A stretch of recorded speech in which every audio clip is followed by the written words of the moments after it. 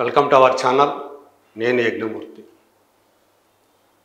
వివాహేతర సంబంధం నేరం కాదు అని చెప్పేసి ఢిల్లీ హైకోర్టు తాజాగా ఒక కేసులో ఇచ్చినటువంటి తీర్పు మళ్ళీ ఒక చర్చకు దారితీసిందని చెప్పాలి. సమాజంలో ఢిల్లీలో ఉన్నటువంటి ఒక జంట, ఆ భర్త తన భార్య మరొకరితోటి సంబంధం పెట్టుకుంది, వాళ్ళిద్దరూ కూడా ఒక హోటల్లో కలుసుకున్నారు అని అభియోగం మోపుతూ ఎవరైతే తన భార్యతోటి సంబంధం పెట్టుకున్నారో అతని మీద అతను కేసు పెట్టాడు కోర్టులో. మెజిస్ట్రేట్ కోర్టు అతన్ని, అంటే ఆ మూడో వ్యక్తిది నేరంగా పరిగణిస్తూ తీర్పు ఇచ్చింది. దాంతో అతను సెషన్స్ కోర్టుకు వెళ్తే అది దాన్ని కొట్టివేసింది, అదేమి తప్పు కాదని చెప్పి. దాంతో ఆ మూడో వ్యక్తి, అంటే ఆ భార్య యొక్క ప్రియుడు అనుకోండి, అతను హైకోర్టుకు వెళ్ళాడు, ఢిల్లీ హైకోర్టుకి. సో అది ఆ హైకోర్టు నుంచి రీసెంట్గా ఒక తీర్పు వెలువడింది. గతంలో 2018లో సుప్రీంకోర్టు ఇచ్చినటువంటి ఒక తీర్పుని ఈ సందర్భంగా ఢిల్లీ హైకోర్టు ఉటంకిస్తూ ఈ వివాహేతర సంబంధం అనేది నేరం కాదు, నైతికంగా మాత్రమే దాన్ని చూసినప్పుడు అది తప్పవుతుందేమో, కానీ ఇది నేరం కాదు అని చెప్పి తీర్పు ఇచ్చింది. దీంతో ఇప్పుడు సమాజం దీని మీద తీవ్రమైనటువంటి ఒక చర్చకు చోటిచ్చిందని చెప్పాలి. సోషల్ మీడియాలో ఈ తీర్పుపై భిన్నాభిప్రాయాలు వ్యక్తమవుతూ ఉన్నాయి. సమాజం ఏమైపోతుంది ఇలాంటి తీర్పుల వల్ల? ఇలాంటి సంబంధాలని మీరు చట్టబద్ధం చేస్తే అది తప్పు కాదంటే, నేరం కాదంటే కుటుంబ వ్యవస్థ ఏమైపోతుంది అని సంప్రదాయవాదులు ఆవేదన వ్యక్తం చేస్తూ ఉన్నారు. 2018లో కూడా సుప్రీంకోర్టు ఈ తరహా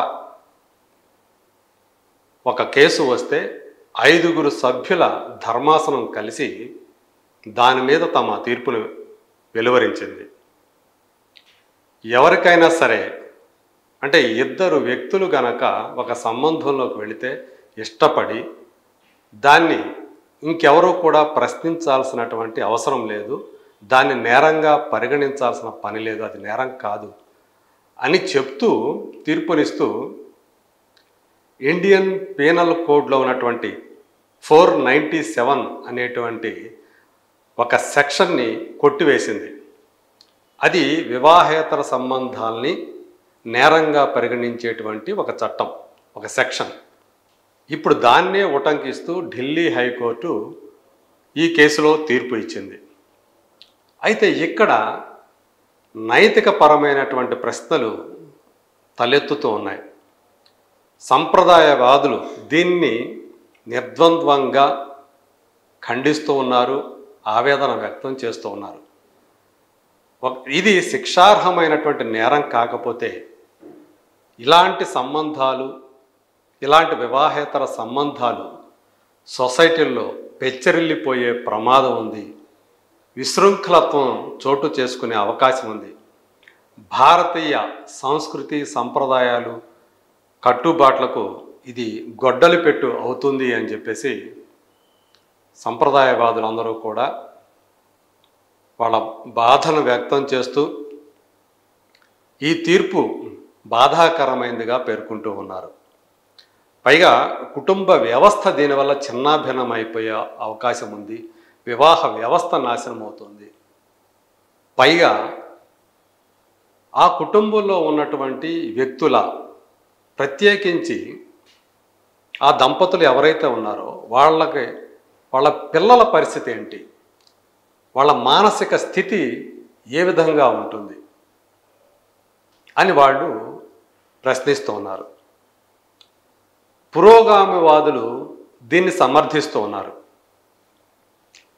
భర్త అంటే స్త్రీని, అంటే ఒక భర్త ఒక పురుషుడి ఆస్తిగా పరిగణిస్తూ వస్తూ ఉన్నారు. దానికి ఈ తీర్పు చెంపపెట్టు లాంటిది. సో స్త్రీకి కూడా సమానమైనటువంటి హక్కులు ఉన్నాయి అని వాళ్ళు చెప్తూ ఉన్నారు. కాబట్టి స్త్రీకి తాను కోరుకున్న వ్యక్తితోటి వెళ్ళేటువంటి స్వేచ్ఛ స్వాతంత్రం ఏదైతే ఉందో అది ఉండాలి అని వాళ్ళు చెప్తూ ఉన్నారు. ఇందులో తప్పేమీ లేదని చెప్తూ ఉన్నారు. దీనివల్ల కుటుంబ వ్యవస్థ ఏదో చిన్నాభిన్నమైపోతుంది, సమాజం నాశనమైపోతుంది అని భయపడాల్సిన పని లేదు అని చెప్తున్నారు. కాకపోతే కోర్టులు ఇంకొక విషయాన్ని ఇక్కడ స్పష్టం చేశాయి. ఒకవేళ భర్తకి కనుక తన భార్య మరొక వ్యక్తితోటి ఆ సంబంధంలోకి వెళ్ళినప్పుడు దాన్ని ఆ కారణాన్ని చూపి తన భార్య నుంచి విడాకులు తీసుకోవచ్చు. ఈ విషయాన్ని దాని పరిగణలో తీసుకొని విడాకులు మంజూరు చేస్తుంది కోర్టు అని కూడా ఢిల్లీ హైకోర్టు కానివ్వండి, అంతకుముందు సుప్రీంకోర్టు కానీ ఒక విషయాన్ని తెలియజేశాయి. మరి అంటే మనకు రాజ్యాంగంలోని ఆర్టికల్ 14 అనేది సమానత్వాన్ని చాటి చెప్తుంది. అందరికీ కూడా చట్టం అనేది ఒకటే అని చెప్తుంది. అలాగే ఆర్టికల్ 15 ఏం చెప్తుంది? లింగ సమానత్వం చెప్తుంది. స్త్రీలైనా పురుషులైనా చట్టం ముందు సమానులే అనేది అక్కడ వర్తించేటువంటి విషయం. ఇంకా ఆర్టికల్ 21 ఉంది. అది ఒకరి గోప్యతని, ఒకరి జీవితానికి సంబంధించినటువంటి గోప్యతని రక్షించేటువంటి హక్కు. అంటే వాళ్ళు ఏమైనా సరే వాళ్ళు వ్యక్తిగతంగా ఏమైనా చేసుకోవచ్చు. ఆ గోప్యతని పరిరక్షించే హక్కుని రాజ్యాంగంలోని ఆర్టికల్ 21 మనకు కల్పిస్తుంది. సో వీటన్నిటిని పరిగణలోకి తీసుకున్నటువంటి అప్పుడు సుప్రీంకోర్టు కానివ్వండి, ఇప్పుడు హైకోర్టు, ఢిల్లీ హైకోర్టు కానీ ఈ రకమైనటువంటి తీర్పులు ఇచ్చాయి అని చెప్పేసి మనం భావించాలి. మరి నైతికంగా చూసినప్పుడు ఏంటి పరిస్థితి? నిజంగా ఒక స్త్రీకి ఒక పురుషుడు, ఒక పురుషుడికి ఒక స్త్రీ అనేటువంటి భావన ఏదైతే ఉందో అది ఏ సమాజానికైనా ఒక మంచి విషయం, ఒక మంచి సమాజానికి, అలాగే ఒక మంచి కుటుంబానికి, ఒక మంచి భవిష్యత్తు. అది అలాంటి ఒక స్త్రీకి ఒక పురుషుడు, ఒక పురుషుడు ఒక స్త్రీ అనేది ఆదర్శవంతంగా ఉంటుంది అని చెప్పేసి చెప్పుకోవాలి. మనం ఇందాక ఒక విషయం ప్రస్తావించుకున్నాం. ఇలాంటి సంబంధాలు ఉన్నప్పుడు ఆ పిల్లల పరిస్థితి ఏమవుతుంది? వాళ్ళకి ఇవి తెలిసినప్పుడు, ఈరోజు కాకపోతే వాళ్ళు మరీ చిన్నపిల్లలుగా ఉన్నప్పుడు తెలియకపోవచ్చు, కానీ ఎదిగే కొద్దీ, మనసు పరిణతి చెందే కొద్దీ ఈ సంబంధాల విషయాలు వాళ్ళని కలతకు గురి చేయవచ్చు, కలవర పెట్టచ్చు, ఒక కన్ఫ్యూజన్లోకి వాళ్ళు వెళ్ళచ్చు. ఇది కుటుంబ వ్యవస్థని నాశనం చేసే అవకాశాలు ఉన్నాయనేదే ఇప్పుడు సంప్రదాయవాదులు వాదిస్తున్నటువంటి విషయం. సో ఈ నైతికత దృష్ట్యా చూసినప్పుడు మాత్రం ఇది తప్పు అనేటువంటి అభిప్రాయం అయితే ఎవరైనా వ్యక్తం చేస్తారు. కాకపోతే పురుషుడికైనా స్త్రీకైనా స్వేచ్ఛగా తమ యొక్క అనుబంధాల్ని నిర్ణయించుకునేటువంటి హక్కు అనేది మొదటి నుంచి ఉన్నప్పుడు బలవంతపు కాపురాల నుంచి రక్షణ పొందటానికి విడాకులు అనేవి మనకి చట్టం కల్పిస్తున్నటువంటి, రాజ్యాంగం కల్పిస్తున్నటువంటి ఒక హక్కు అనుకుంటే, కానీ అందరూ కూడా ఆ విడాకులకి వెళ్ళాలి అంటే చాలా చాలా టైం పట్టే అవకాశం ఉంది. ఒక్కోసారి చాలా ఖర్చు కూడా కావచ్చు. మరి ఈ లోపల మరి ఏదైతే తమకు ఇబ్బందికరంగా ఆ వివాహం అనేది ఉందో, ఆ వివాహ బంధం ఉందో, భర్త నుంచి భార్యకు కావచ్చు, భార్య నుంచి భర్తకు కావచ్చు, బలవంతంగా కాపురం చేయటం కంటే కూడా ఇలాంటి అనుబంధంలోకి వెళ్ళటం అనేది వాళ్ళ స్వేచ్ఛకి, వాళ్ళ మానసిక ప్రశాంతతకి మరింత ఊతమిస్తుంది అనేటువంటి కొంతమంది వాదన చేస్తున్నారు. కానీ నిజానికి ఇలా రహస్యంగా మూడో వ్యక్తితో సంబంధం పెట్టుకోవడం అనేది నిజానికి వాళ్ళ మానసిక ప్రశాంతతని దెబ్బతీసే అవకాశాలు ఎక్కువగా ఉన్నాయి అనేది మానసిక నిపుణులు చెబుతున్నటువంటి మాట. మరి ఇప్పుడు సంప్రదాయవాదులు ఒకవైపు, పురోగామివాదులు ఒకవైపు నిలబడి ఈ తీర్పుని ఇప్పుడు చర్చిస్తూ ఉన్నారు.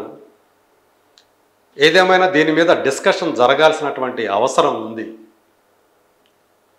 మన కుటుంబ వ్యవస్థ ఎంత బలమైందో మనందరికీ తెలిసిందే. భారత కుటుంబ వ్యవస్థ కానివ్వండి, వివాహ వ్యవస్థ కానివ్వండి.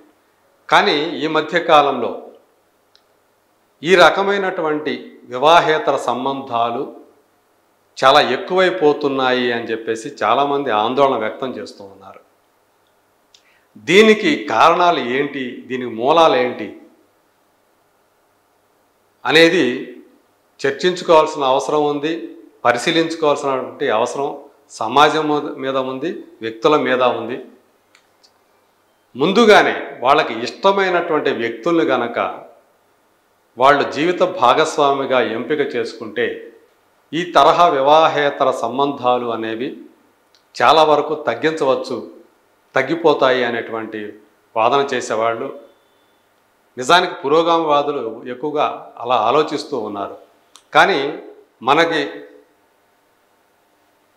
ఇప్పుడిప్పుడే కొంచెం సమాజం మారుతూ ఉంది. కానీ ఎక్కువగా రూరల్ ఏరియాల్లో ఇప్పటికీ కూడా వివాహం అనేది కేవలం ఆ ఇంట్లో పెద్దవాళ్ళు నిర్ణయిస్తారు.